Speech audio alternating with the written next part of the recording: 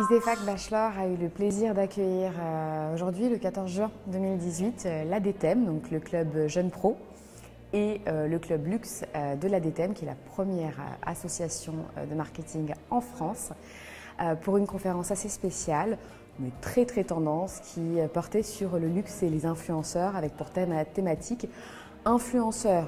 Influent quoi? Les nouvelles tendances du marketing d'influence dans le luxe. Aujourd'hui, on a une majorité de personnes qui se connectent tous les jours sur les réseaux sociaux. Cette majorité devient beaucoup plus large quand on passe aux moins de 25 ans, puisqu'on est à 80% d'entre eux qui se connectent quotidiennement sur les réseaux sociaux.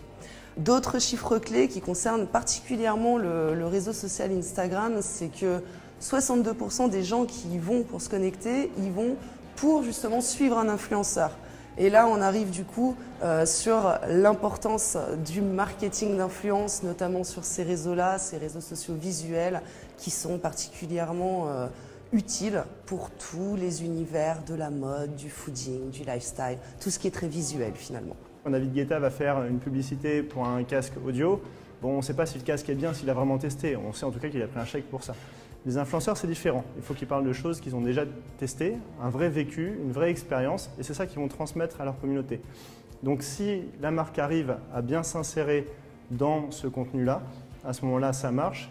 Et là, les gens vont ne plus avoir de frein pour s'intéresser au produit ou l'acheter.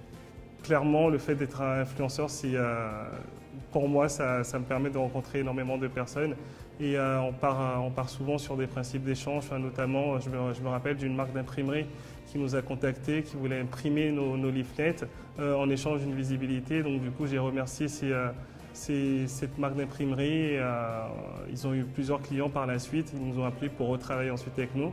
Où typiquement, on a eu des sponsors comme Coca-Cola qui nous ont sponsorisés pour le lancement il y a 2 jours de la deuxième collection. Donc c'est vrai que avoir ce rôle d'influenceur et connaître aussi un réseau d'influenceurs, c'est une publicité directe pour elles, dans le sens où la marque elle est impactante, mais ils savent qu'ils ont un retour aussi parce que directement je communique aussi sur elle. Ça prend du temps en fait pour les influenceurs de monter ces partenariats, ça prend du temps de créer ces contenus et de plus en plus les influenceurs cherchent des partenariats durables. Des partenariats durables qui valorisent aussi leur capacité de création, leur capacité créative.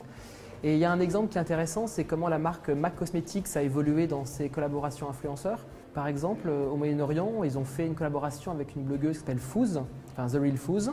Et au lieu de juste lui envoyer un produit, elle a créé son lipstick, elle l'a créé une première fois, elle a fait des événements, ça a été sold out, elle le refait une deuxième fois. Et donc ce en quoi je crois pour le futur, c'est des collaborations plus durables qui valorisent les capacités créatives des influenceurs, avec une rémunération qui est souvent indexée en partie sur les ventes du produit pour que tout le monde s'y retrouve. Ça va être de plus en plus précis, je pense. Il y a des communautés, ça commence vraiment à être de plus en plus niché. Donc je pense que les marques ont tout intérêt à plutôt viser des micro-communautés, des micro-influenceurs pour toucher justement un public qui est beaucoup plus engagé sur leur contenu. En fait, le rapport entre un micro-influenceur et sa communauté est beaucoup plus proche. Et je pense que les marques ont aussi besoin de ça, une personne qui soit capable d'avoir un rapport proche avec leur communauté.